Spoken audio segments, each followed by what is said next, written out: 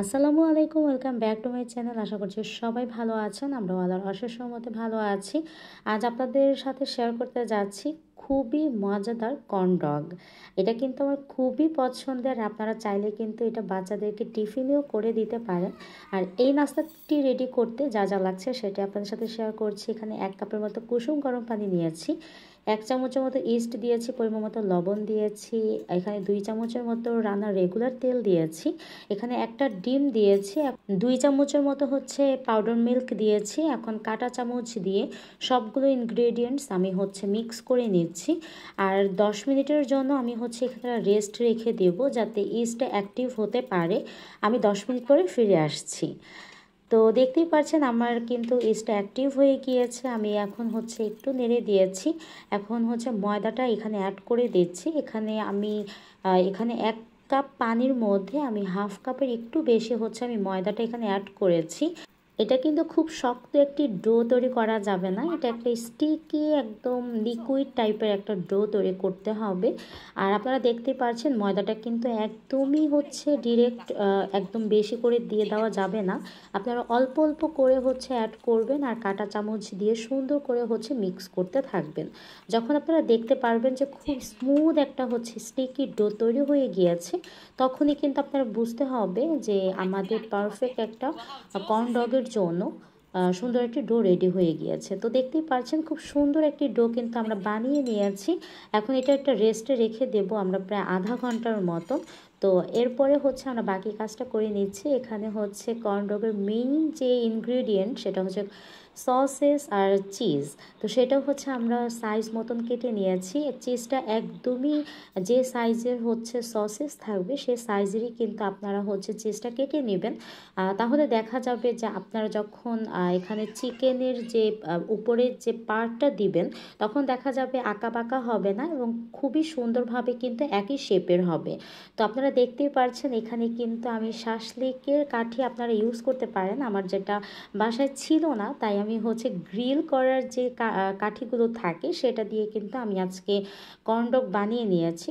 এখন কর্ন ডগের উপরে যে চিকেনের লেয়ারটা দিব সেটা রেডি করার জন্য এখানে কিন্তু চিকেনের ব্রেস্ট পিস নিয়ে নিয়েছি। এখন এটা ব্ল্যান্ড করে নিব আমি। এখানে 1 চামচের মতো আদা বাটা রসুন বাটা মিক্স করে নিয়েছি। এখন ব্ল্যান্ড করার পরে কিন্তু এখানে দেখতেই পারছেন আমি মিক্সটা হচ্ছে একটা বাটিতে নিয়ে নিয়েছি।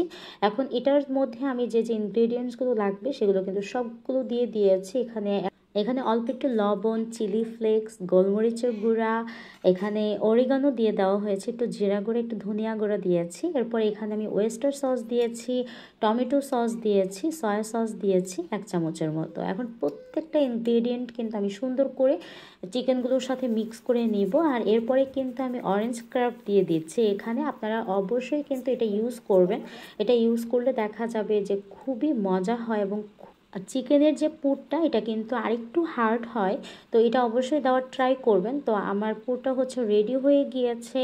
এখন আমি হাত দিয়ে কিন্তু এটাকে প্রেস করে করে কিন্তু চিকেনের পুরটাকে আমি একদম রেডি করে নিয়েছি। এখন যে পার্টটা হচ্ছে এখানে সসেস আর হচ্ছে চিজ দিয়ে রেডি করেছিলাম সেটা কিন্তু একদম চিকেনের পুরটা দিয়ে একদম ঢেকে দেব। তো এটা কিন্তু আপনারা হচ্ছে র্যাপিং পেপার দিয়েও করতে পারেন, একদম বেলুন দিয়ে একদম একদম প্রেস করে করে একদম হচ্ছে সোজা করে এরপরে হচ্ছে যে পার্টটা আমরা হচ্ছে সসেস আর চিজ দিয়েছি সেটা কিন্তু আপনারা ফোল্ড করে দিতে পারেন।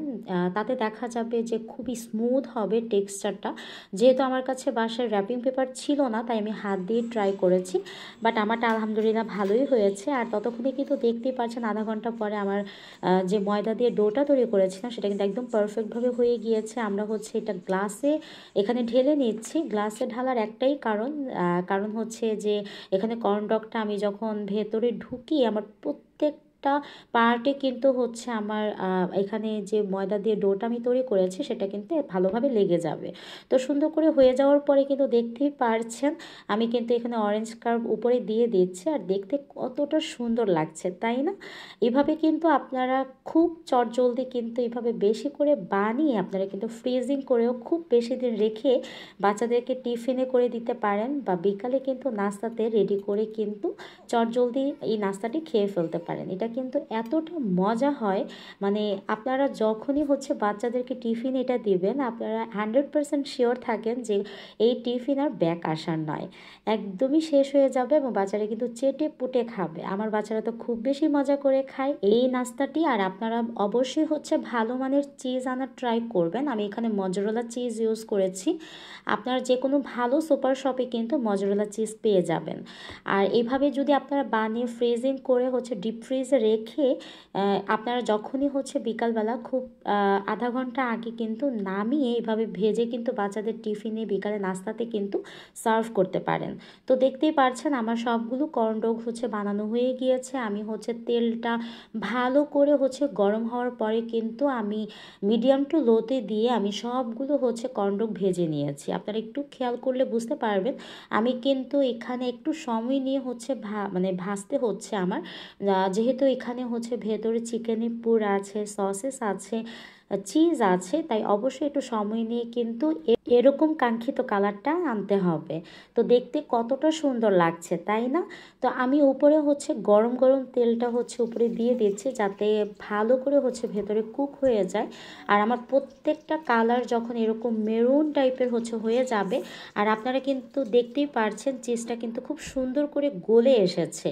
এই জিনিসটা খেতে কিন্তু এতটা মজা লাগে। আর এখানে আমি উপরে হচ্ছে হোয়াইট সস আর টমেটো সস দিয়ে দিচ্ছি। কর্নডগের মেইন আকর্ষণ জিনিসটাই হচ্ছে এটা কিন্তু দেখতে যতটা সুন্দর লাগছে ততটাই কিন্তু ইয়ামি হয়েছিল। আর এভাবে কিন্তু আমি প্রত্যেকটা কর্নডগ ডেকোরেশন করে নিয়েছি। আপনাদেরকে ভেতরটাও হচ্ছে একটু খুলে দেখিয়ে দিচ্ছি কতটা চিজি হয়েছে। আপনারা দেখতেই পারছেন কতটা বড় হচ্ছে। আর এটা কিন্তু খেতে গরম গরম খুবই মজা। আপনারা অবশ্যই যারা যারা এখনও হচ্ছে বাসায় এটা বানিয়ে খাননি অবশ্যই আমার রেসিপিটি দেখে একবার হলো ট্রাই করবেন। তো আজকে এই পর্যন্ত বিদায় নিচ্ছে, আবার হয়তো দেখা হবে নেক্সট কোনো ভিডিওতে। সেই পর্যন্ত ভালো থাকবেন। আল্লাহ হাফিজ।